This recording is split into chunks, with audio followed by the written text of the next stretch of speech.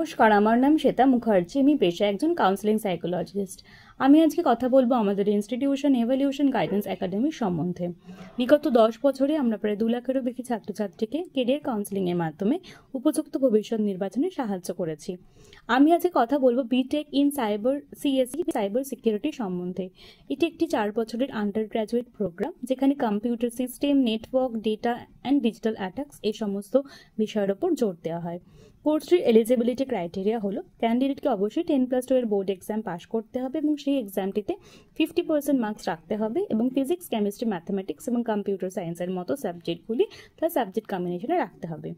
কিছু কিছু কলেজে এন্ট্রান্স এক্সামিনেশনের মাধ্যমে ক্যান্ডিডেটকে নিয়ে থাকেন। এছাড়া কিছু কিছু এন্ট্রান্স এক্সাম হচ্ছে JEE main, NPAT, SRM, JEE এই এক্সামের মাধ্যমে এন্ট্রান্স এক্সামের মাধ্যমে ক্যান্ডিডেট কোনো কলেজে যোগ দিতে পারে।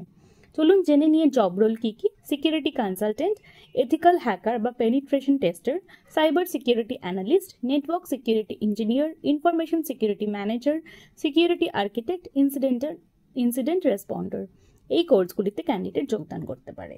ধন্যবাদ।